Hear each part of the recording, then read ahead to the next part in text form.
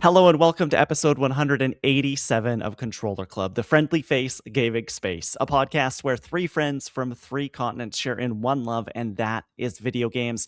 On today's show, we will pick our teams for the annual Controller Club Fantasy Critic League. But before all that, my name is Kleinfeld, and alongside me today are two of my best friends in the whole wide gaming world. First, coming to us from across the pond, it is the digital art daredevil himself, Tom Drew. Tom, back home. Are you happy to be home after the holidays? I am indeed. Yeah, it is nice to be in a time zone that works a bit better, I guess, for our recording schedule at least. So, yeah, just nice to be back in the setup, back with you guys, and yeah, glad to get into it. I'm sure it's nice to be not recording at 2 in the morning like you were in Dubai. And we thank you for that, but you're here back in a somewhat normal time zone. Next up, Yeah. it is journalist extraordinaire, the Australian abroad / the Canadian in training, back home in a different sense as well, in a new place. Lauren Rouse. Lauren, how are you doing? What's going on? I'm doing well. Also back in a reasonable time zone. And Klein, I'm not sure if you know this, but when you cross the border into Canada now, there's like a new test that they ask you, and they make sure that you've seen Heated Rivalry before you enter the country. So I had to watch all of that on the plane, and that's what's consumed me over the last 2 weeks. They're like, have you been to the boy aquarium in the last little bit? And you're like, yes, I have. That's good stuff. Yeah, it's a citizenship test now. As I mentioned on today's show, we are going to be diving into the Fantasy Critic League. This is an annual tradition we do here on the podcast. If you don't know how it works, Fantasy Critic, the Fantasy League, is like a fantasy football, fantasy sports sort of situation, but for video games. So it's so much more fun. Basically, how this is going to work is today we'll be picking teams that we'll watch all year long, and they are teams of games, and we are betting on how well we think these things are going to review overall. We'll be drafting 7 games today with the ability to pick up 3 more throughout the year with a budget of $100. These pickups will be done in kind of a silent auction fashion each week. So if you see something that gets announced, or maybe you want to just pick up something after the draft today, you can go on the Fantasy Critic website and pick up 1 or 2 and make a bid. And then if, say, I don't know, Tom wants to spend all $100 on something, he can and get it on his team. But that's how that's going to work. You'll be scored on review scores on OpenCritic, which is kind of like a Metacritic for video games if you're not familiar. For every point over 70 on OpenCritic, you will gain a point. And for every point under 70, you lose a point. And for every point over 90, you get 2 points. So if you really want to get those games that you think are going to be guaranteed critical bangers. And if a game just doesn't come out in 2026, that's a 0. You get nothing. Also, as a part of the draft today, at the very end, we'll be doing what's called a counter pick. This is basically you are betting against somebody's game, a game on someone else's team. You are picking against them, and that means for every point over 70 that game gets, you lose points, and for every game or every point under, you gain points. So you're saying, hey, this thing is either not going to come out or it's going to be bad when it does. I am reiterating that for the podcast, so previous mistakes are not made again. We'll get into that in a few seconds.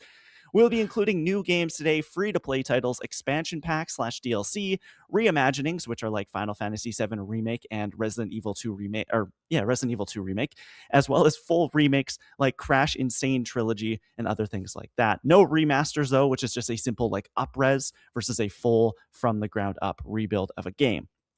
Lastly, you can drop a game that will not come out this year as long as it is not counterpicked. If it's counterpicked, it is locked to your team, and you also have what I'm calling a single unconditional drop of anything else. So say, I don't know, Lauren today goes ahead and picks Crash Bandicoot 5, and then they announce Crash Bandicoot 5 and say it's coming in 2027.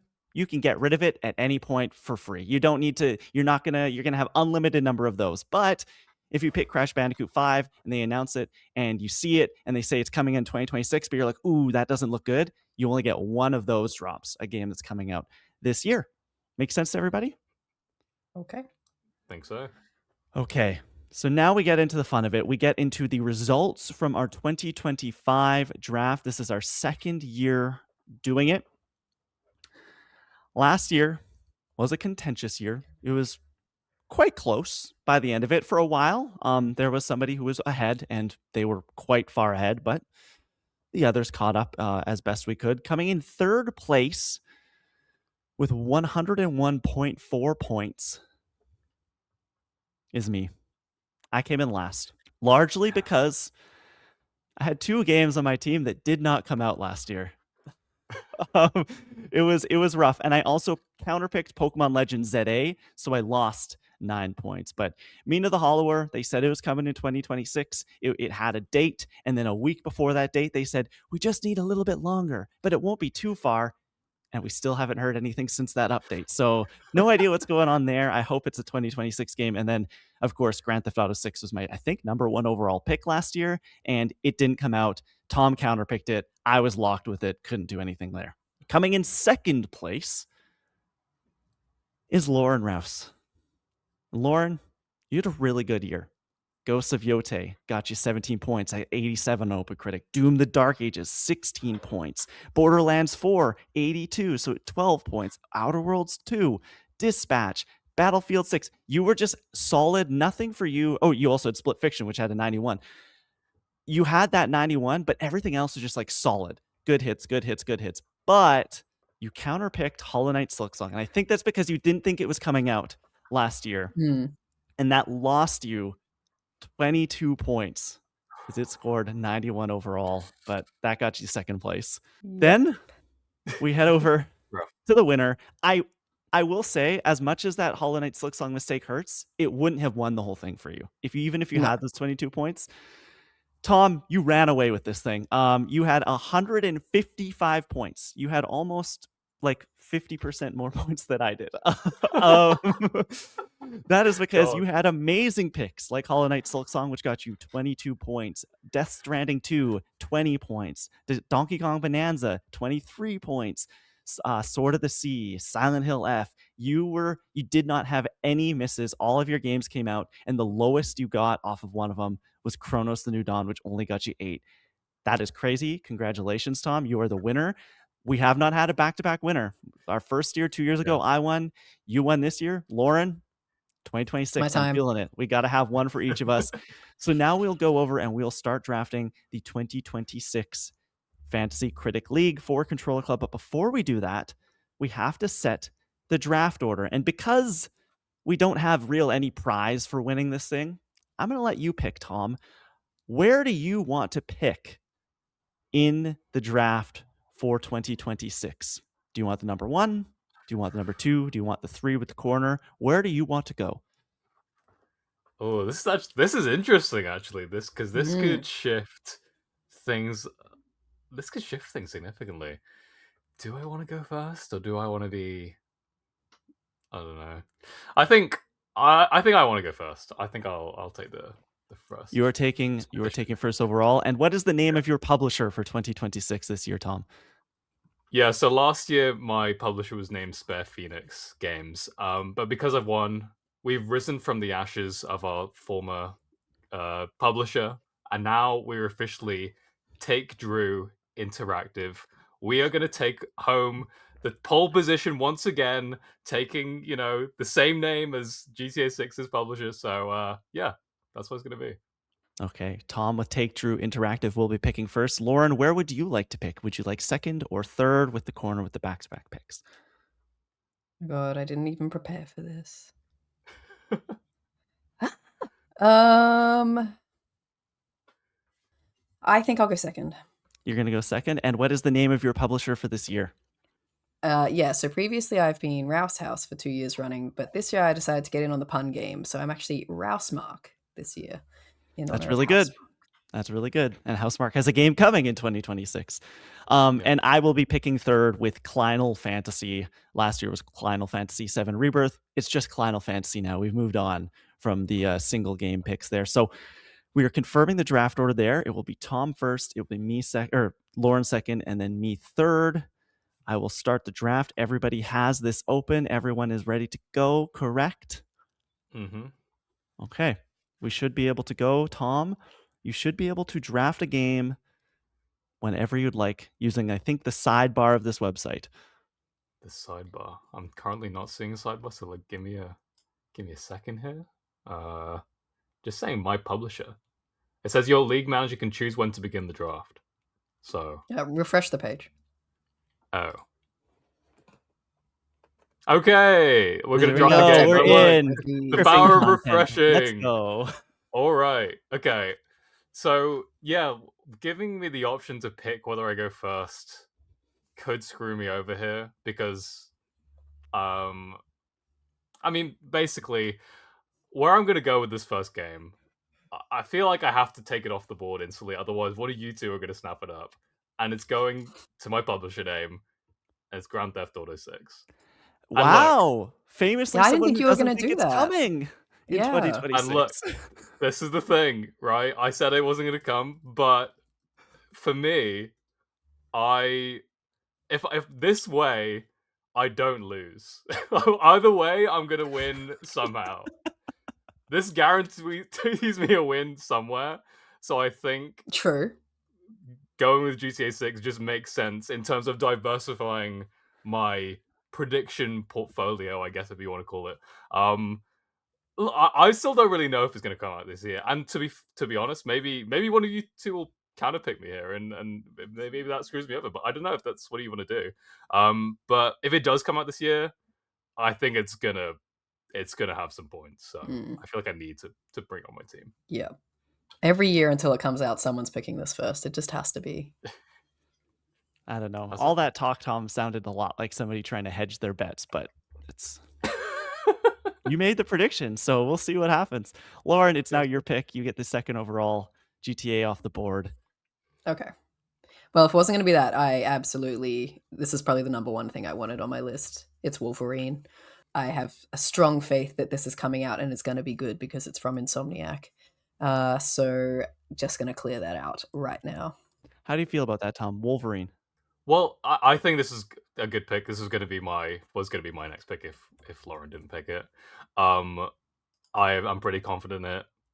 Wolverine, X-Men, it's got a lot going for it. I think I don't know. Do you guys think there's any chance that this game could get delayed? Like, or do you think it's firmly coming out this year? I think it's pretty firm. Yeah. Me too. They don't really have a history of delaying things. This is the thing. No. Yeah.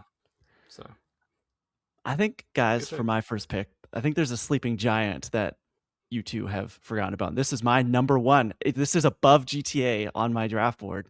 Okay. We're just talking about reviews. We're just talking about what do the critics love every time it comes out. I will be taking with my first overall pick, or I guess the third overall pick in the draft, Forza Horizon 6. This thing's gonna perform. This thing is going to be one of the critical bangers of the year. Just for context, I've been doing research, going on Open Critic, seeing kind of what the people are saying. 92, the last one got on Open Critic. It was in the 90s before that with 4, 90s before that with 3. I think if like in first round, you want something that is you want your 90 plus game of the year, at least one. And so I think that's a smart way to go there. Okay. I have another. I was so confident in doing that. I had no idea where I'm going to go next. You know what? I picked something pretty solid to start. Let's talk about a game that, might come out, might not come out. Who knows, really? I would like to take. Let's see if it what's it called in here? What's going on? I would like to take. I'm so excited. I would like to take with my second pick, unannounced mainline Half-Life game. It's happening. We are getting Half-Life 3 in 2026. I think that with my first two picks, I have Forza, so that's like guaranteed points. If this hits, it's over for you guys. It's done. I have these two right here, but I'm betting a lot on a game that has maybe been coming out for almost 20 years. Who knows? So yeah, Half-Life 3 off the board. How are we feeling? Oh my god. It would be crazy if if all of that smoke was just nothing. Like everyone was like, "Oh yeah, Half-Life 3 is definitely happening." And then it was just like, that wasn't, I don't know, it was some elaborate rumor behind the scenes and a bunch of people just picked it up. Well, what if it was bad? I hope for your sake it comes out. Oh yeah, maybe it's terrible. There's no way. Valve's never made a bad game. This is it. I don't think it would be bad. But, maybe. You watch, it's gonna happen. We'll all be playing it on our Steam machines because the hype will be so real. We'll all want to buy these little boxes. Oh, it's gonna be glorious. It's gonna happen soon, I bet. Lauren, you Right. get your second pick now. I'm gonna do this just to be mean to Tom. Yes. This was next on my board. This was next. This is where I was gonna go if I wasn't gonna do Half-Life. I'm taking Resident Evil. Yep. Damn. It's Requiem, right? Yeah, Requiem, Resident Evil yeah. Requiem. Just got a Oh, showcase Yeah, this I- past week. Saw it more. Yeah. Very exciting. I will not be playing this game, but Resident Evil games have a great track record, and I think this one looks very good. And Tom has played it and said it was good, so it's mine now. Damn. Tom, did you watch the showcase? I actually didn't, because I feel like I've seen enough that I did see a clip though of like some crazy combos that Leon is doing. Like he like shooting people and then he's like jumping around them as well to shoot them in the back of the head. It's like insane. But I didn't watch it because I didn't want to spoil it. But like the vibes for this game are like I would say insane. Like I think there's a really good feeling going into this game. So this was like a really smart pick. If you hadn't picked this up, like this was definitely gonna be my next one. So Yeah, you get 2 here now, Tom. So you can take some. You can get back at us right now. I guess I could. Where do I want to go here? Maybe I'll steal, quote unquote, steal a game as well. Another game that I didn't play it at PAX, but Lauren played at PAX. Pragmata. I'm gonna pick Pragmata because I think This is where I tell you the demo was bad. yeah, it was all a ploy. Oh man. I think maybe not to the same extent, but I think the vibes for Pragmata are also similarly kind of like people are pretty excited for this game. And I don't know, I just have a feeling it's going to review at least decently well. I don't think this game is going to be bad necessarily. I think this is probably like a lesser pick than Resident Evil, but I don't know, I have a good feeling about it. I think this has a very high ceiling and a very low floor. Like this Mm. game could be a 93. This game could be a 62. I have no idea.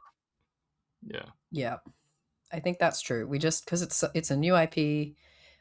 It seems to be like a new gameplay style. At least anything I've played, it could be really good or it could be really annoying. Yeah, I guess because people was surprisingly on board with how it plays, but you stretch it out to 20, 30, 40 out, however long the game is, maybe it gets grading, but we'll see. I think it'll be able to How switch it long up. are people going to put up with those line puzzles? I think it'll be fun. I think I have faith. I have faith in the game. Okay. Your third pick, Tom? My third pick. Maybe I want to go for a game now that isn't necessarily confirmed for this year. But if it does come out this year, it will definitely... I say definitely. It's a good shot of like reviewing really, really well. Let's see if let me just type in first before I get too excited because I want to double check it's on it. Okay, it is on it. I'm gonna go with Persona 6. There's no way. Persona 6 hasn't been announced. It hasn't but I don't know. I just have a feeling it could come out this year. Metaphor came out 2 years ago at this point. That reviewed amazingly, obviously. It's been a while since we had last it's been a while since we had a Persona game, so I think there's maybe a chance. And if it comes out, it's gonna hit, so that's where I'm going. This might be the thing that like ends my Fantasy Critic year, but I see a pretty good counterpick candidate on the board right now. I think the first good counterpick candidate has hit the... Yeah, I don't think it's like if it does come out and you've counterpicked it, you're in big trouble. Oh, it's over. But yeah, the odds of it coming out, we'll see. They have 4 remake in the works too. Yeah, they could do a double year. Isn't it like the 30th anniversary this year? It is. So if it's a good year of any to release it. So come on, Lauren, okay. your third. All right. I think I'm like my strategy so far is, I mean, it's not like games that will definitely come out, but they're kind of earlier in the year, so they have more room. But this game I played myself, and I know it's good. It's Lego Batman: Legacy of the Dark Knight. Very, very excited for this one. I think the Lego games, particularly the recent ones, have had a good track record, and I know they're changing some things up, but I think it's going to be for the better. Really solid pick. I think this is going to be really good. I have a feeling that a lot of people, especially because you're not just going to recapture maybe some Lego fans that have fallen off and haven't played even Skywalker Saga, I guess was the last major release from them, but you're going to, I think, get a lot of people going into this and being like, "Oh, like this is the Batman Arkham game that I've been missing." And those games review really well. A lot of the Lego games review really well. I think Skywalker Saga did quite well. So I think it's smart. Legacy of Dark Knight here. Yeah, every time I see this game, I'm like, I get more excited. I saw the other day that like they're including like a pirate suit for Batman, and I'm like, that's so cool. I mean, that probably won't edge the review scores anymore necessarily, but like I think I've got a good feeling about like Batman, so yeah, makes sense you picked it. Speaking of games I've got a good feeling about, let's talk about Saros. I'm going to take the namesake from Lauren's team. I will be taking the Housemark game. Raul Coley, Returnal did great. This looks awesome too. I love Housemark games, so I'm very excited for Saros. And if this isn't good, like I still want it on my team because like I want to plant my flag as the Housemark fan on the pod. I have good feeling about this too. It looks pretty cool. And it's a PlayStation first party game. Those are usually pretty good. So I think it's probably definitely a solid pick. It's just like you never know with these new IPs which way they'll go. I know. Mhm. Yeah, at least like you said, Returnal has like pretty decent, not even decent, like pretty good review scores across the board. So I think Saros could be like a sleeper pick that might surprise people. So yeah, I think this is a good choice here. And then for my fourth game, because I got back to back here, Lauren, you got in on the fun of taking one of Tom's babies. I think I'm going to do another. Let's talk about Fire Emblem. Fire Emblem Fortune's Weave coming in 2026. They've announced people love Fire Emblem games. I think the last one was a dip for the franchise, but Three Houses, the one before that, was absolutely huge. And I know that Reawakening on 3DS was absolutely wild too. I think that they're not going to release two mid-tier Fire Emblem games in a row. And this is going to be like their big coming out party on Switch 2. This will open up to, I think, so many more people that I just think of the last couple of years, more people have opened their eyes to the JRPG scene than have ever before. And yes, you've had a lot of people like Fire Emblem has become more and more mainstream with each release, but I think it's going to be a whole different level, whether it's because of the Final Fantasy VII remake effect or the Claire Obscure effect or the metaphor. Like with every one of these big JRPGs we've been getting the last couple of years, more and more people are jumping into this genre and really, really trying it out for the first time. And I think that Fire Emblem has had so much goodwill and so many good things said about it in the last decade that so many people are going to jump onto this. And if it's good, which I think it will be, Nintendo will capitalize on that. Yeah, I think. Damn you guys, taking all my babies away. It's so sad. No, I think this like makes sense. I mean, I feel like with Engage, which was the previous game, the review scores are a bit all over the place. I think it was mostly well received, but the story apparently was not great. But it felt But still more got an like 83. yeah, still like review wise, I guess it was good, but like fan sentiment was like less. So I from what I can tell, I haven't actually played it, but that did feel like a more of a kind of um a game that was like pleasing the long time Fire Emblem fans. But Fortune's Weave seems more like a Three Houses thing, which will like bring more people in. So almost like a reset point for the franchise in a way. So I think it's got a good like that. It's got that going for it, which I think is like important. So yeah, I think good decision there. Stealing my Fire Emblem. Is this definitely coming out this year? Like, has it been announced for this year? Yeah, it had a date 2026 on the end of it. I bet it would be I think we see this before June. I think that in February I we think so. probably will get our normal Nintendo Direct. This will be a first half of the year thing because I think Nintendo's hiding something for the end of the year. I just don't know what.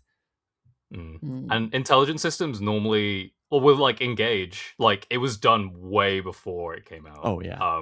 So I bet Fortune's Weave, they've probably had it done for like ages at this point. So they're just waiting to get it out. So it'll definitely come out this year for sure. Lauren, you're back up to the plate. Okay. So I had like a list of games that I was like, I definitely want these if they're not taken yet. And there is one left. And then after that, it's who knows what will happen. Yeah, we're getting into mishmash territory pretty quickly here. But it's 007 First Light. I think this is Interesting. Could go badly, but Yep. from what I'm seeing, it's looking like it'll be good. IO Interactive has done Hitman. Those are traditionally pretty well reviewed. So I think if they can nail it with James Bond, we could have something really special here. This is, I think, the biggest question mark for 2026 for me critically. Mhm. IO makes great games. The Hitman games are absolutely fantastic. There have been some sort of showcases of this game where I'm like, oh, I don't know how to feel about this. And then there's been others where it looks much more like the game I thought I'd be getting.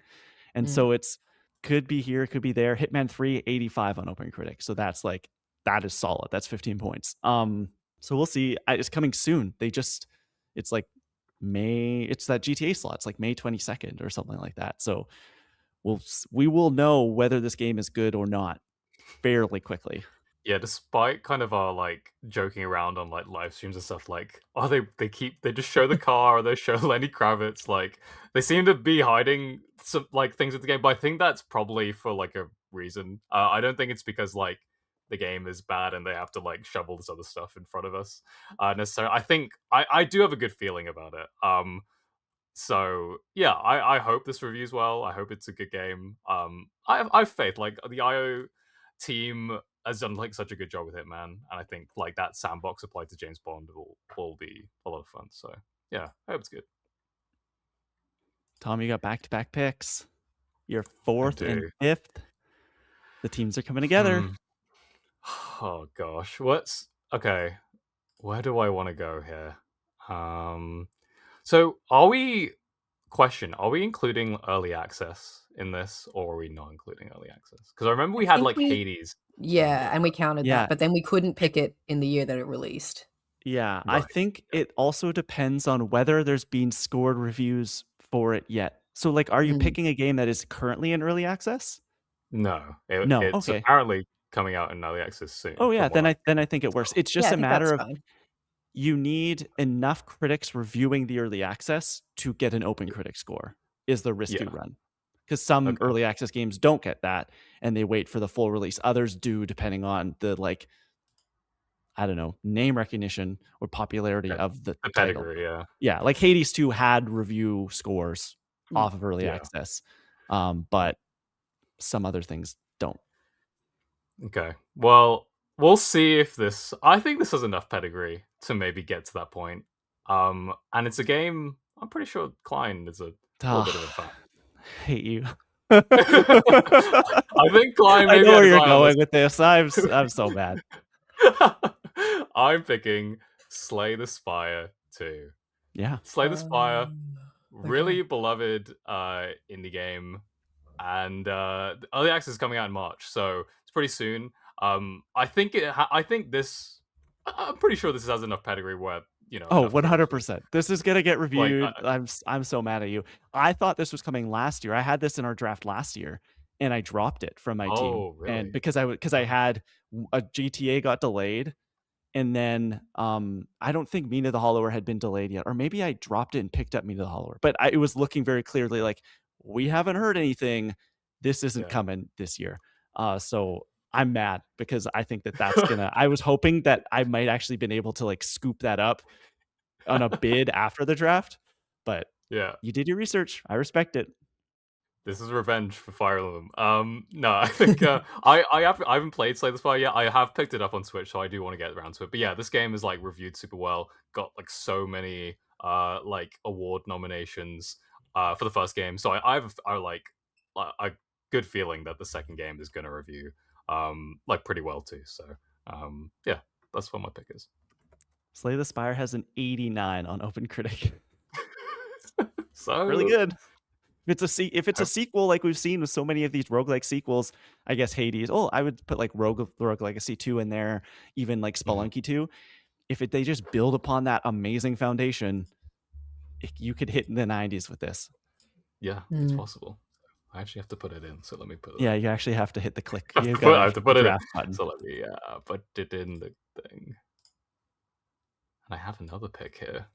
You do. So where do I want to go here? I think I'll go for like a more something I've played. So I know the quality reasonably well, like I would say. Well, Lauren, you picked a Marvel game, so I'm going to put a Marvel game on my team. I'm going with Marvel Tokon. I just have like a good feeling about it. Like playing the demo or the open beta, I guess it was, with Klein was so much fun. It was like surprisingly accessible. I think this is gonna reach like a wider audience compared to a lot of these like tag team fighters. Do similar to like Marvel Rivals was able to kind of break into the zeitgeist, and like just surprise people, I think. So I think when this game fully comes out with this full roster, and shows like everything it has to offer, I think like people are gonna really enjoy it. So that's where I'm going. My only question for you is just we haven't heard anything after that first announcement. We've had 2 betas now. It's not on the Evo list for available games this year yet. Something like 2K or 2KXO. I always want to mix those up. No, 2XKO is. Do you have any worry that it isn't a 2026 game? A little bit, but I don't know. I think I just the fact that we have played it already, it just and I guess 2XKO like that has had quite a few open betas and that sort of thing. But they're giving Comes to console opportunity this to week, by the way. That's true. Yeah, so I could have picked that, but no, I think like I don't know. I think the fact that we have played it, I have a good feeling that it's going to come out this year. So I have faith. Okay, Lauren, your 5th pick. Okay, here's where I could go anywhere. There's still some good stuff on the board. Oh, there's so many good things this year. If they come out this year, this is the risk. I think I will take a risk, because if this does come out, I have a good feeling about it. We only found out about it late last year, but it's Control Resonant, new game from I'm forgetting the studio. What are they called? Alan Wake and my Remedy. God. Remedy. Yep. I was like, Remedy. what's the universe called? The Remedyverse. Yep. Yeah. So this is basically Control 2, but it looked very cool. Had a big splashy show off at the Game Awards. It was one of their huge highlights of the night. And I think people are pretty excited for this coming off the back of Alan Wake 2. And if it gets those kinds of numbers, like that one Game of the Year, I think. It was IGN's Game of the Year that year. I can't remember if it was. It did win a bunch of stuff that night. Maybe it didn't win Game of the Year. Yeah. So, yeah. Anyway, it was very well received. So I think that they could do it again with Control Resonant, and I'm kind of excited for it. I think even I will play this one. So yeah, it's my next pick. I think it's a good pick. I think that Remedy has captured the minds and hearts of many gamers over the last couple of years, and they last year they did have a bit of a downturn with that. Was it Firebreak FBC, the like Control multiplayer shooter? But I think they're going to come back and wow people with the true follow-up to Control, their next single player game. Like they make good video games. That's what they do. Yeah, definitely. I think like because of like what they've released with Control, the first Control, Alan Wake 2, I think they're on that pedigree now of like people are just like consistently keeping their eye on them. And yeah, I think Control 2, based on like what it's promising, like if it delivers on what it is promising, I think it will be better than the first one. Like it just seems like such a more exciting premise. The like kind of powers that are being teased in this next game seem super cool. With Jesse's brother that you're following in it. So yeah, this makes a lot of sense. Okay. I have back-to-back picks here, and then I'll have one more after that. So this is like we're getting down to the meat and potatoes. I thank you for vamping there a bit, Tom, because I was madly typing in Open Critic, just looking at things. I have one that I'm a little more sure about, and then I have one that like could be like this late in the draft could get me a 90, but it could also be not so great. I played the demo, I really liked it. I think I might do both because I have back-to-back picks. I'm just looking to see what else. Okay, for my first one, I feel pretty confident in this. I haven't played it. The demo's out right now, and I want to give it a try, but I've heard great things about the remakes that they've done in this franchise, and from what I've played of this franchise, I really, really like. Dragon Quest VII Reimagined, that's guaranteed. It's got a March release date. The last two remakes in this franchise, which came out last year and the year before, both have 85 on OpenCritic. That's good. This isn't a 2D HD thing like they've been doing with the other remakes. It is a new art style that I think looks quite beautiful. It's this like 3D kind of reimagining of these SNES graphics.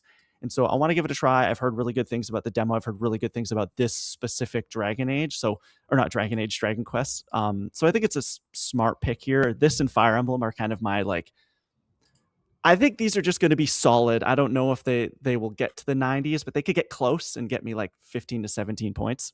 And then I have my sixth pick, and that's where I get I'm a little conflicted.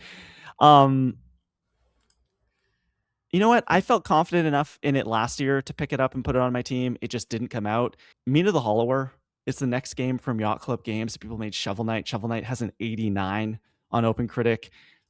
I loved what I played of this game in the demo that they put out for Switch last fall. I was actually kind of quite surprised when they said they were delaying it because it felt and looked and played so good. It was like basically, what if we did top-down Zelda with very Hollow Knight inspired, Dark Souls inspired difficulty?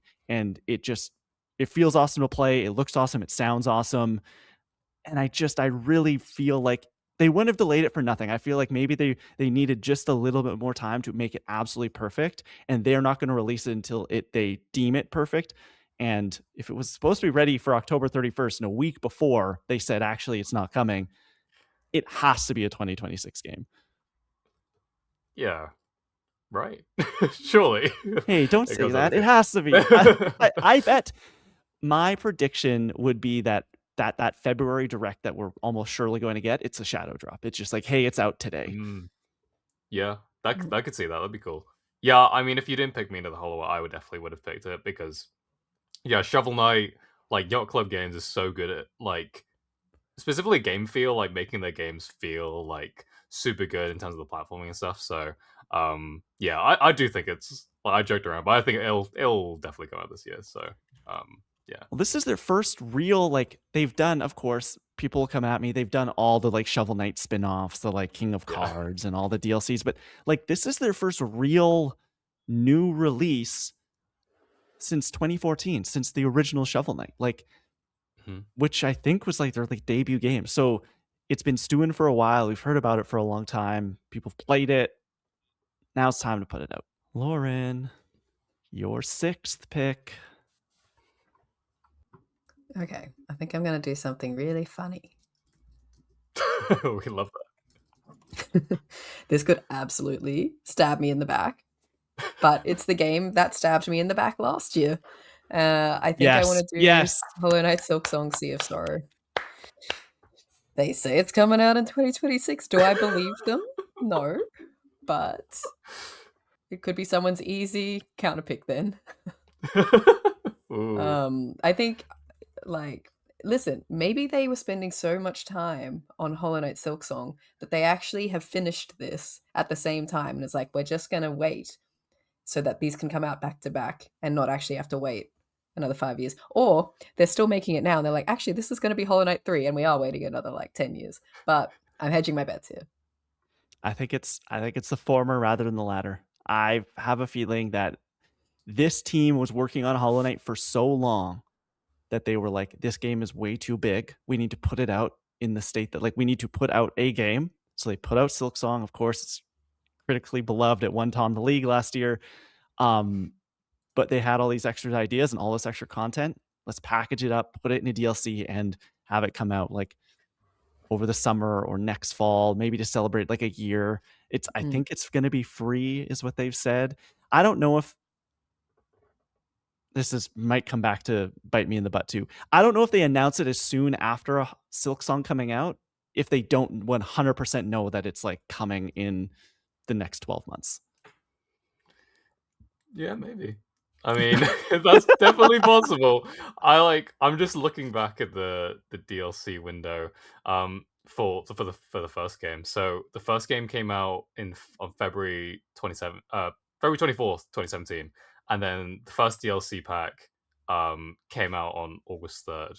And then the second DLC came out October 26th. So like that kind of window, your odds are pretty good, Lauren, of that it would come out like soonish. I mean, yeah, when did Hollow Knight Silksong come out? Like September. So we're probably coming up to, if it's gonna come out, we're probably coming up to that point. Maybe that February direct, like you mentioned, Klein, they'll shadow drop it then.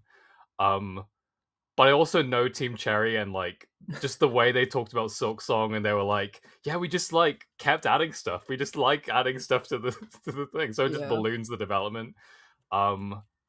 So I think it's got a good chance of coming out. I'm probably leaning more towards that than not. But I also could see it maybe getting delayed to next year. It would be kind of funny, unfortunate for me, but funny if they didn't release it this year and we're going through this cycle again. But I'm hoping that they're like, we can't do this again for our own sake. Yeah, we'll send them this clip.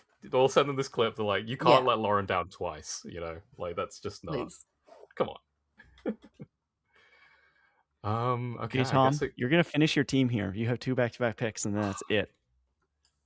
Man.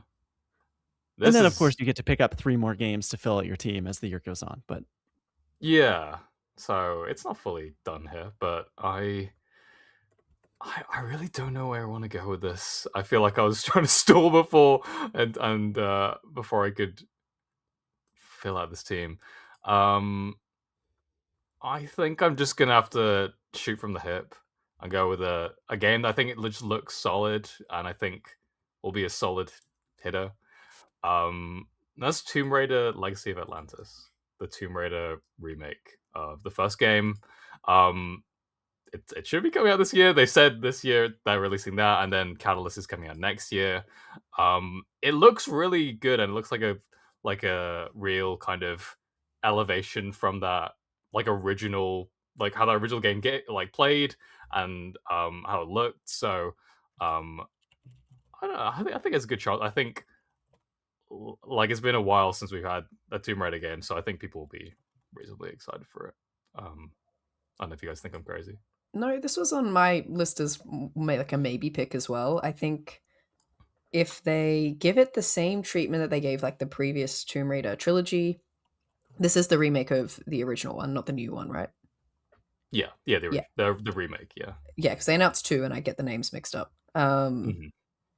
Yeah, so I think that's like a solid foundation to build upon already. Like we already know those Tomb Raider games were really fun. So if they can just give it that same treatment here, that could be like a recipe for success. And I don't think they would have announced 2 games if at least one of them wasn't coming out this year.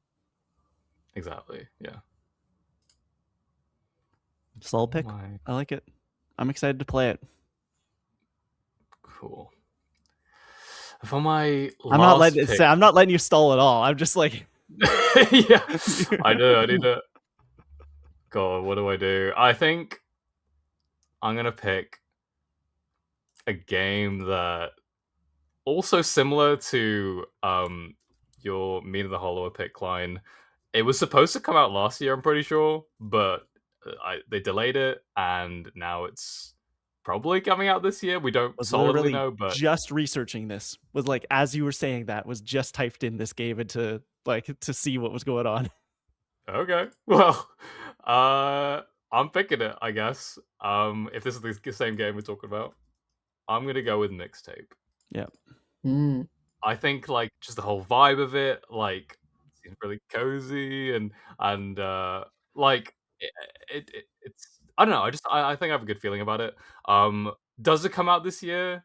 It should, in theory, if it was planned for last year, but you never know with this thing. I think this is more of a question mark, but it looks fun. It looks cute. I think it could do well with critics recently, so I'm gonna put my team. Mm-hmm. Looks good. I thought it was going to come out last year. It obviously didn't. Yeah.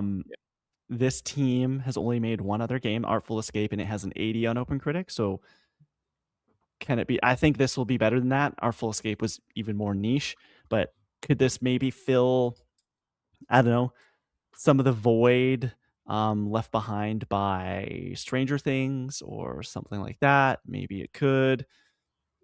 I think it's going to be good. I just don't know if it's as sure a thing that it's going to be good as I would like. Yeah, so Yep. I'm looking forward to this one. Lauren's stalling for her last pick. Yeah. Whoops. Okay. All right. I'll just have to pick something. Okay.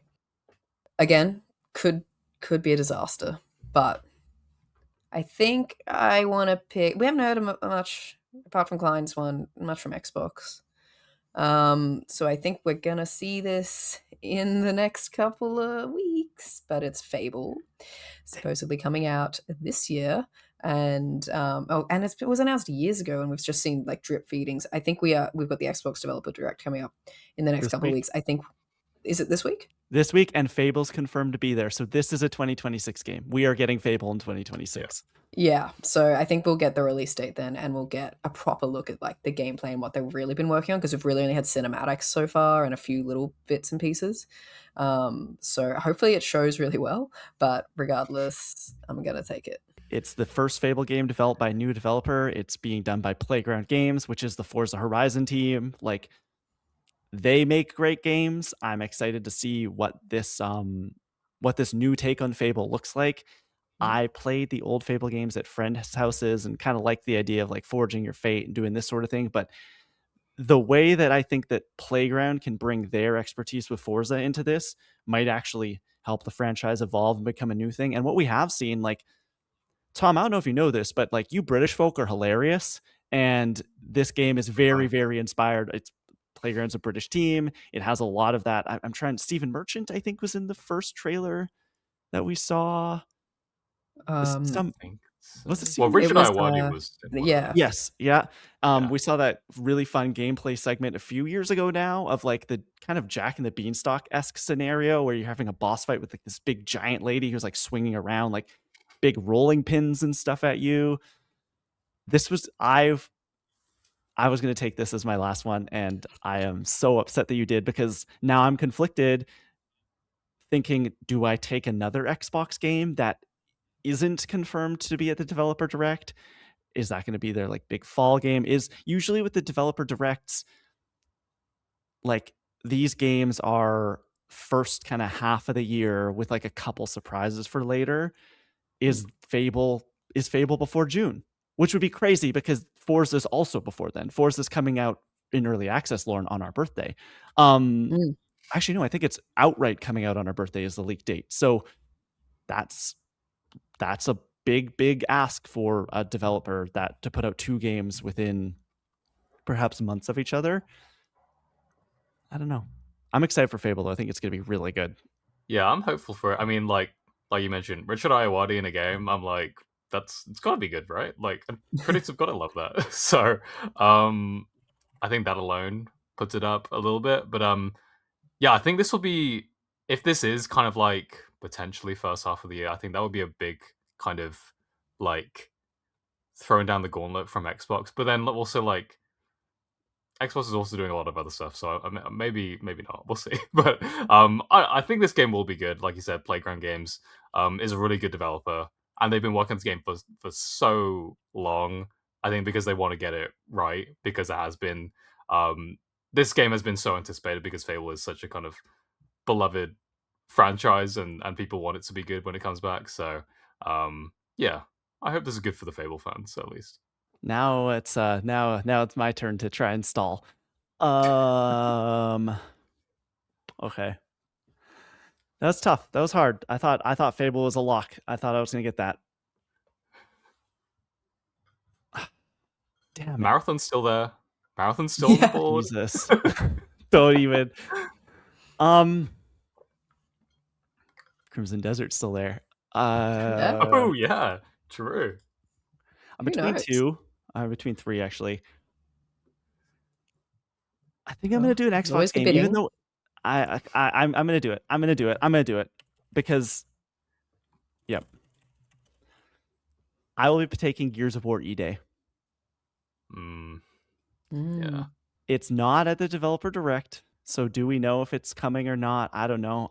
I think this is their big fall game. Gears 5 has like an 85 or 86. Gears 4 has an 86. The Gears remake has an 85.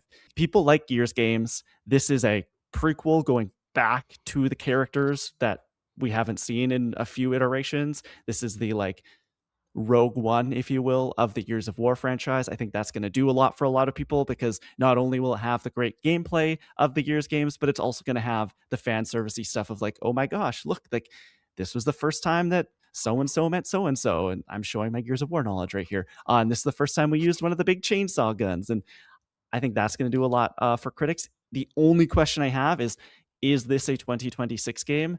Reportedly, this was a 2020, like this and Fable at one point were planned for 2025 and had like been pushed out. Is this further out than Fable was? And Fable's 2026 and this is 2027? I don't know. They need a big fall game. I don't necessarily think Fable's going to be that. Gears of War. When's Halo?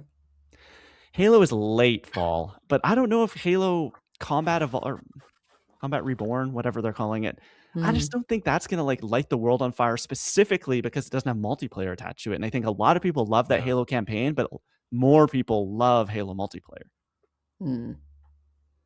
But Gears of War doesn't have multiplayer either, does it? Or it does? It does, yeah. Oh, okay. I don't know if this one does, but Gears of War notably has like multiplayer or has in every other iteration. And now we get to the counter picking side of things. I get to go first because I picked last. And now I'm between two. One I don't think is coming out. The other I'm like iffy on. I think I'm going to do the one that is not coming out, and I'm going to lock in Persona 6 on Tom's team. Man. That's gonna... I feel like this is gonna bite me in the ass. Like, clip this right now. Okay. I don't know. I Persona 5 originally was when I was in college, so it was 2016. Persona 5 Royal was 2020. Then we had Persona 3 Remake, Meta 4 2 years ago. I just don't I don't know. I don't know. I think it gets announced this year. I don't think it comes out this year. Okay. And if it does, I'm screwed. If it does, it's over. Like, I'm done. Yeah, that's the thing. Persona 6 Truthers. Let's make it happen. Let's get this game out there. Let us know. Lauren, your turn to counterpick. Okay. I think I'm going to do what Tom did and hedge my bets, because if this game comes out, I win somewhere, and if it comes out, I lose somewhere. So, Klein, I'm going to lock in Half-Life for you. Damn. Okay. Whoa. Where is it? I can't see it on the list. Oh, we have to turn the page. I don't know. Yeah. It's just too much of a myth at this point. Yeah, for sure. Yeah. For sure. It's on my team, and I agree. Like, I hope for our sakes it comes out. I also will then win a prediction, but it just might not come out this year is the thing. Mm-hmm. This game this year could be won or lost on counter picks. Honestly, yeah. Could be. These two here, like Persona, if that comes out, that's like 94. That's just, I'm going to lose so many points. But if Half-Life comes out, Lauren, you're losing so many points. Tom, what are you doing?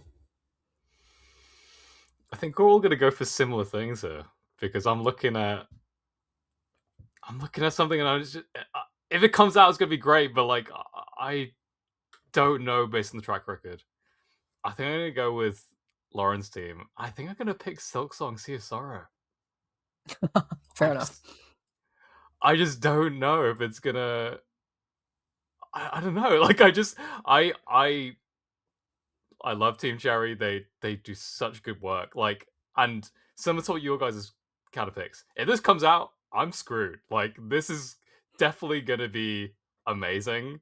But like I said, they love tinkering around. They love adding more and more and more.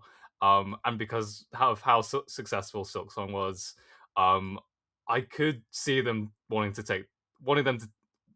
I can see them wanting to take their time with it and like making sure this is like a worthy DLC that fans will really love. So, um, yeah, I'm gonna go with that.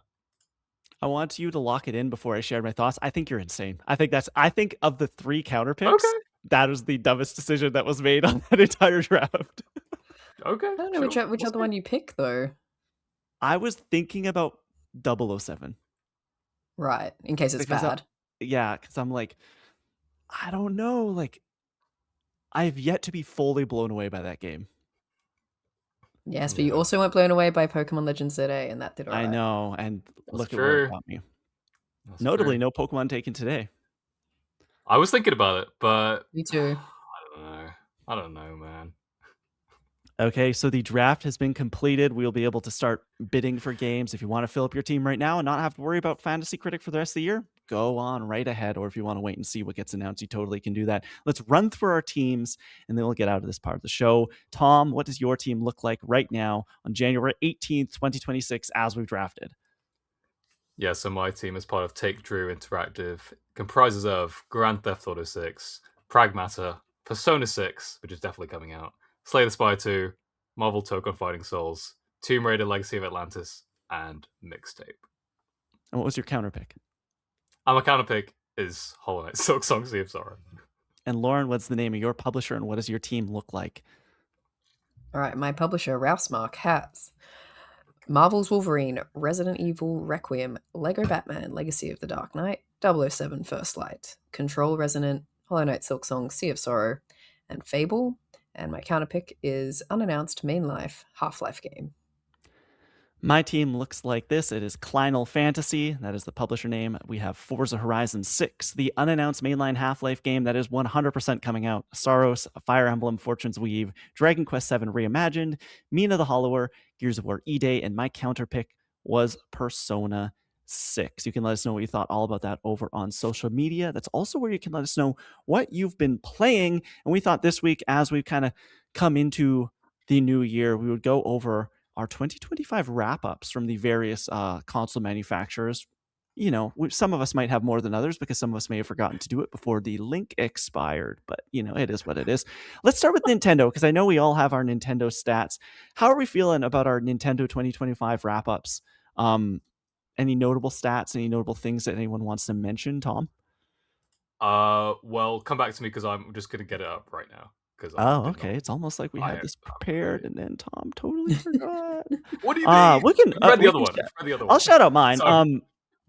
I was actually quite surprised with my Nintendo numbers. I played my Nintendo Switch and Nintendo Switch 2. Obviously, I guess this is on the back of the Switch 2. 166 hours in 2025. 23 different games. My top 3 games were Donkey Kong Bonanza with 22 hours. The original Hollow Knight with 22 hours. And with 26 hours, the Nintendo Classics Game Boy app, the OG Game Boy app, because I fell in love with Picross and I play Tetris on it all the time. So, Oh my god. Yeah. My most played Nintendo Switch game was a collection of original Game Boy games being emulated on that thing. So that's quite fun. I think my most played months were tied. It was July with 30 hours because that was obviously coming off the back of the Switch launch in June and Donkey Kong Bonanza releases then. And then it was March at 28, which is weird. That's probably when the Picross drop happened on the Game Boy app and when I put in almost all 26 hours of that Game Boy time on my Switch. And then it was September, which was 100% the original Hollow Knight. But yeah, that's kind of what mine's looking like. I don't have a PlayStation 1 because I didn't look and went to look today and the link was gone. So what's with that, PlayStation? What's going on? I can go on Yeah, Nintendo's 29. website and look back at my wrap-ups back to 2018, and I can't look at my 2025 stats on January 18th, 18 days of the new year. Figure it out. Anyways, anyone else want to share? I have mine finally up, so I could go next. Yeah, go ahead. What's up? What were your hours again, Klein? 166. Like 166. Okay. Yeah. Well, mine, my hours were 342. So I Whoa! doubled your hours on Where Nintendo do you Switch. have time? I have no idea. This is kind of insane. 29 games between that. And my most. So we played almost games, the same amount of games, but you played them Yeah. for twice as long as I did. I guess so. Yeah, I was locked in. I was like, I gotta play these games as much as possible. So my most played games, I've 35 hours in Mario Kart World, which is kind of insane. I mean, part of that will be multiplayer with a lot of people, but I think honestly, I don't think most of that is. I think a lot of that's just single player, which is insane. Second place is 40 hours with Donkey Kong Bonanza, and then the game that it's not fully done yet, but maybe soon. Hollow Knight Silksong was 61 hours.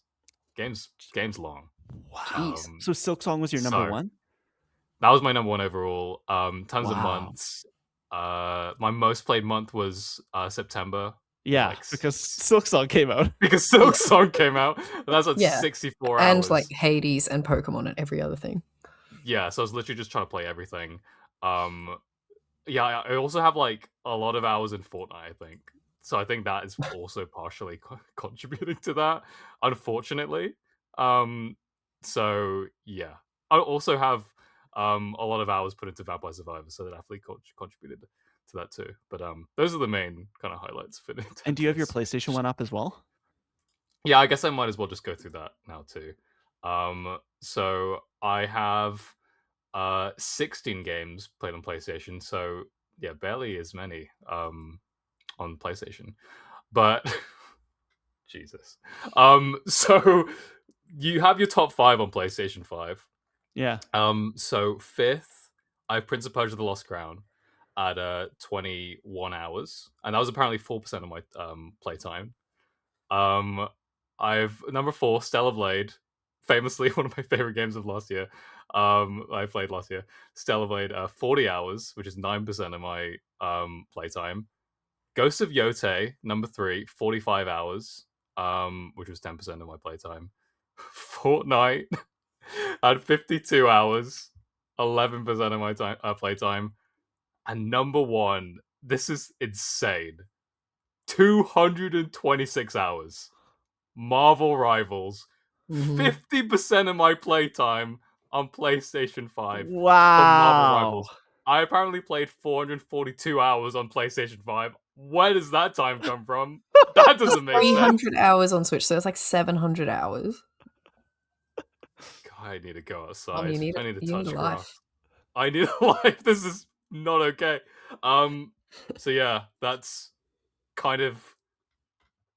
I need to go for a walk after this. Maybe this is kind of illuminating. Look, so wouldn't yeah, be a gaming podcast unless we were obsessed with games. That's the thing. Maybe this is the way I justify. Is like I can talk about it on the podcast, so this is actually fine. But Have not heard you bring up Marvel Rivals like once this year. That's the thing. I've just been playing it in the background. That's not okay. But yeah, that's my year in gaming, I guess. Lauren, we'll go to you. Well, I looked at my PlayStation wrap up, but I didn't save it because I assumed I could come back to it. But I remember some things. I can't remember my playtime. I know it was less in previous years because I didn't have like as much access to the TV this year, so I didn't play it as much. But I remember my number one game was still Helldivers 2. I guess I play that a lot more often than I realize. And I think the second one was Ghost of Yote, and I can't remember what the others were. But my Nintendo wrap up, I was really proud of myself. I was like, I've got so many more hours than last year, because usually my Switch is kind of like my every now and then console, but this year it was a much more significant part. I had 86 hours, which kind of pales in comparison, but whatever. 11 games, and my top games were with 13 hours Tiny Bookshop, with 18 hours Balatro, and with 35 hours Hades 2. Really loved that one. My most played months. It's quite a few contenders here. So there was March for 15 hours. I think that was Balatro because we were doing hindsight games. August was 17 hours. That was PAX. That was the 4 hours I spent in line for Pragmata. And October was 18 hours, so that would have been Hades. So yeah, good year for me on Switch. Very good year. Awesome. You can shout out those to us over on socials. I want to hear about all your years in gaming as well in 2025. I know we're here in 2026 now and looking ahead, but it is nice to look back. Is there anything that we want to shout out that we've been playing over the last week? For me, it hasn't really been anything exciting. It's Hollow Knight Silksong. I got past 2 awesome bosses. I have officially come to my first Hollow Knight Silksong wall where I was like, okay, this is impossible. There's no way a human can possibly beat this enemy. And then after about 3 hours maybe of tries over a few days, I finally was like Neo seeing the Matrix, and it was like, oh, this is easy. This is nothing. I still love it. I think I honestly I'm liking the exploration. I am finding myself getting lost a little more than I did in the original Silksong, which I've heard the exact opposite from some people talking about the original game. But the one thing I am really finding here that I didn't necessarily in the first game is like I'm constantly, even though the bosses are hard, I'm constantly like, I just want another boss room. I just want another intricate enemy to figure out their patterns, and they're all so incredibly designed. I just came up against a boss that's a pair of dancing characters that their moves are all set to the music, and they kind of like telegraph where they're going. And as it goes on, they get faster and faster and faster. And all you're doing is just like, okay, the one of them is going to shoot this way and the other's going to shoot that way. And I need to be here because I know that that point of the map isn't going to get hit. And it's just like learning that over 5 or 6 or 7 or sometimes 20 times is just so much fun. And that's probably my favorite boss so far. This like pair of characters that called the Clockwork Dancers, and I really like them. The area they open though is complete and utter bullshit. It is the first like platforming BS I've had to do in this game, where it's like, you want me to do what on these saws? You want me to go up there? And I actually left the room. I was in there for a while, and I'm like, I must be missing an ability. I need a double jump or something. So I went and I looked at every open door on my entire map that I had open. No, I just didn't have the dexterity. I ended up being able to do it eventually. I lost like 300 rosary beads though, which made me so mad, because I don't know if you noticed this, Tom, when you're playing a game like this. I'll mess up, I'll die. I'll mess up again, I'll die. And then that third time I come back and I'm not even getting to the place where I died because I'm making stupid mistakes on my way there because I'm so mad at myself. I'm just like so angry. I'm just like, I just want this to be done. And so actually a lot of my successes in Hollow Knight Silksong so far have been the ones where I put the game down and come back a day later and I just do it in the first try. It's like, oh, this was easy. What was I ever like mad about? That's what all of these bosses so far have been, where I've hit my head against a wall for like a couple hours. I put it down. I come back the next day and in 1 or 2 tries, I get it. But it's a love-hate relationship right now, you know? Like I love it. But it makes me so mad. I was punching the couch last night at midnight, just like freaking out at these dumb saws, but I did it. Yeah, I know exactly the point you're talking about, because I was exactly the same. Like I'm pretty sure like the first time I did that area, well, first or second time I'd say, like I got pretty far through it, like the platforming challenge, because there are these swords that you have to like bounce off of, and they're pretty intricate in terms of like the timing, in terms of the way you can like get through them. But like after dying just before getting through all that, you just, yeah, like you say, you make such stupid mistakes, like trying to get back to that point. And That there's like, not a bench right there on the other side. Of course not. No, you've got to go and do like 3 other things. Or no, at the end of this one, actually, there's a boss room that you have to go and do. And it's like, really? Really? I have to do this whole arena after I did all of that? Come on. Yeah. Whatever. Team It's Cherry. It's crazy. What have speaking you of been playing, Tom?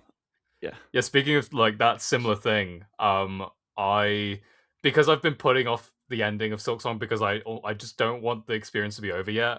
I'm pretty like close to the end. I think I'm like very close to the final boss. But I've been going back to some other games that I just want to like basically check off. So the first game is Ghost of Yotei. I'm not gonna platinum it, I don't think, because there is just so much to get to that point that I'm like, you've seen my hours. I've said my hours. Like I would have to put You put in even your more time. hours in. I can't do it, man. So I basically what I've done is one of the like I think what people consider the hardest like boss fight, Takazo the Unrivaled, who's like this side quest sort of thing. His really difficult boss fight. And similar to what you're saying, Klein, I got really far into that boss fight. Like I almost killed him, and then he got me because he basically one-shotted me. And then the next 10, 20 tries, I would just die in the first couple of like hits. And it's been just like stupid mistakes, and it's like so frustrating. Is that But somebody I through found a bounty, or is that the guy with the trees? that's the tree guy, Tree basically. guy. Yeah. And he's a really difficult boss fight. It was very satisfying to do, but God, very frustrating. But yeah, that's basically where I'm going to leave the game now. I think I've really enjoyed my time with it. But there's just like still so much I could do that I'm like, there's other games I need to get to. So the other game that I've been playing is Hades 2, and I finally beat Chronos, which I'm very happy Woo! about. Felt very satisfying. I would say though, I don't know if you guys felt similar that I almost felt when I beat Kronos, or once I figured him out, he does feel, at least to me, a bit easier compared to Hades' final boss fight in the first game. And maybe that's by intention because like there's two runs. And I have fought him again since then, and it does feel like he's harder than the last time I fought him. Or maybe that's just like me like overthinking it. But yeah, I don't know. Did you guys feel that way at all when you fought him? Well, it's like once you figure out the trick right, it is Yeah. much easier. As long as you can avoid the one hit The one shot. kill, Yeah. you're Mhm. kind of okay. I've beaten him about 6 times now. I'm trying to get the true Okay. ending, and Yeah. so yeah, I rarely fail against him now, but there is Mhm. absolutely a reason because the other way is so bloody hard. Oh, okay. Yeah, I've got that to because I've only gone to the third boss, I think, um, going up the upways. Um, Mhm. so and that is so difficult. So yeah, I think it's going to be a big climb getting to that. But like the game is immaculate. It's so good. Like just constantly unlocking stuff. The story, um, Mm. I think is like super fun. Especially once you, like I said, once you beat Kronos and like what happens after that. I don't want to spoil it, but like um there's just like it's just some really cool stuff. So yeah, really enjoying that. Lauren, have you been playing anything?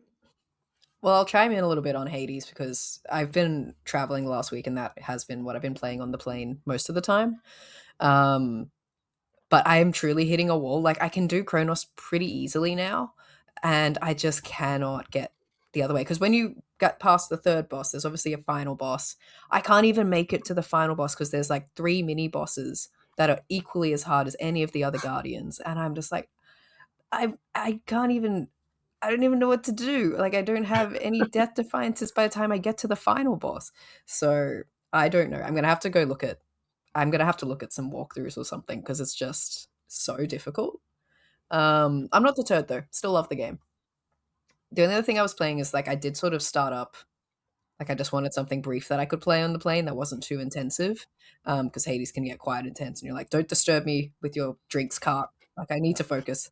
Um, so I started playing Crash Bandicoot, the N-Sane Trilogy. Like it was on sale over Oh, Christmas, and I bought that and Spyro. But I've been just playing like through the Crash, like a few levels every time, and that's been really nice. It is like I played it when it first came out, but to revisit that and just like drop in for a level here and there has been really fun. I'm surprised neither of you brought up the Animal Crossing content. Have either of you dipped back into the big expansion stuff? That no, you haven't. Okay, there's someone in this yeah, I house actually haven't that had a is. chance. It was the event of the year Oh, already. So Ooh. nice. And I what's the was review wondering. from that end? Yeah. I think Gabby was enjoying it. I think she just really got into the new stuff this morning because obviously you come back to Okay. the island and it's like everyone hates you and there's weeds The everywhere and there's weeds. cockroaches. One of her villagers she showed me this morning, she walked up and they're like, "Oh, hey Gabby, I heard you went away to fitness camp. I haven't seen you in 2 years, 9 months and 13 days." It's like, "Oh Yeah. god." Keeping track. Damn. Yeah, I know. Yeah. It's so casual that you just It drop has the that on me. receipts. Yeah, That's so but funny. that's out there if you want to get back into your Animal Crossing world. And then I think the Switch 2 upgrade is out or either like is either out or imminent. So if you have a Switch Yeah. 2 and you want to get back in Animal Crossing, there's a whole bunch of new content for you, and then the Switch 2 stuff is coming in the next couple of days. But let's get into the comic corner, then we can end the show. Tom, do we have any comments from the last week? Yeah, we just have a couple here. Just talking about yeah, like some predictions, basically, from our predictions episode. And these come from friends of the show. We'll still start off here from Ryan Cortero, who says, following in Lauren's footsteps, my prediction is that Kingdom Hearts 4 will be revealed this year with a release window in 2027. Possible? I think that is a good shot of that we'll see this game, because it has been a long time since we've seen it. The only thing that maybe gets in the way of it is Final Fantasy Remake, like the third part, and whether that impacts it. But they could release both maybe next year, so potential. And another friend of the show, TJ Swarich, says here, Wolverine Game of the Year. Maybe? Possible? With GTA 6? There's some contention, but I think it's got a good shot. Like, I think Wolverine will be good. And we have another comment here from at Elias Mendes 2198 on a reel, basically from our episode, one of our episodes where Klein hosted another installment of the Great Trophy Throwdown, and they chimed in here saying, basically giving a guess of what the trophy that Klein was trying to get us to guess. And said Alien, I think, and then had a follow-up comment saying, and I got it right. So congrats, Elias, on getting your guess right, after getting, I don't know, whichever hint you saw on the video. But yeah, thanks for your comments, guys. Your I prize saw money is in some the mail. from Go ahead. Instagram. Just on our GTA 6 delay reel. So some people were throwing out predictions. Some CJ Roadhouse said Ocarina of Time 30th anniversary and announcement. Give it to me. I feel like you had that prediction at one point, Klein. Yeah, you were The toying Zelda around with it. remake? Yeah, Or- the Ocarina of Time. Yeah. Yeah. So they're with you on that. Someone else said, did someone mention Half-Life 3? We did in that episode. That was my prediction. And then someone else commented with a GIF that's just like Half-Life 3 confirmed. Like, okay, we will see. Yeah. It's gonna We'll happen, see. guys. It's gonna happen. I was on a walk this past week, and I was just thinking about Half-Life 3 and thinking about the Steam machine. And especially, I've been doing some work stuff that I'll be able to announce in the next, I think, couple of days after this post, actually. But there's just been a lot of games coming into my Steam library over the last few months. I'm like, there's Xbox games on Steam, PlayStation games come to Steam. Think the Steam machine, like the more I think about it, the more I'm like, I might have to set aside some cash this year and get one of those little boxes and make it my little PC console. I don't know. Yeah. Especially since you have a Switch too. Like, that's the only kind of major thing that's missing from Steam. So, yeah. Okay, our comment quarter question of the week this week is, what 2026 game are you most excited for? What would you take number one overall in a Fantasy Critic draft? You can let us know over on social media or here on YouTube. Follow the show at Controller Club Pod on Blue Sky and Instagram, at Controller_Club on Twitter, and at Controller.club on TikTok. And if you're listening to the show on Spotify, as I just mentioned, we have a video version that goes up each and every week over on YouTube. Come on over, subscribe, ring the bell, say hello. It really helps us out. And rate and review us wherever you're listening on podcast services around the globe. 5 stars, it helps out as well. Tom, where can people keep up with you, and what do you have going on in your life? Yeah, you can find me at Tom Drouard, Instagram, Blue Sky, basically everywhere on the internet. Posting some art, posted like my most played game of last year, Marvel Rivals. I posted some fan art from that, of Luna Snow from the game. So if you like Marvel Rivals, if you like Marvel, go check that art out. Yeah, feed my Marvel Rivals addiction that's still going into 2026, I guess. Netties, you hear that? If you're looking for an artist, you're looking for the face of Marvel Rivals, Tom Drew from Controller Club. Lauren, where can people keep up with you, and what do you have going on in your life now that you are back and settled at home? You can follow me at lrouse19. Rouse is in house. I don't really have much going on right now just because I have been traveling. I only got back a couple of days ago. I've moved house. There's so much happening, but I will be back into the swing of things this week, and we'll hopefully have more to talk about. And you can keep up with me everywhere. I'm at the Kleinfelt, TheKleinFelt. Also, I don't talk about it often here on the show, but I host a weekly Star Wars podcast, Reckless Rebellion. You can find that on podcast services around the globe. Have a very fun episode coming up this week. Now that Kathleen Kennedy has stepped down and the new leadership at Lucasfilm, we're going to be bringing on one of the head writers and lead editors from Star Wars Newsnet to break it all down and have a full 90-minute conversation just about the succession plan at Lucasfilm. So if you haven't listened to that, this will be a perfect week, a perfect first episode to jump into. That's going to wrap up this episode of Controller Club. As always, thank you so much for listening and watching. Now, let's get gaming.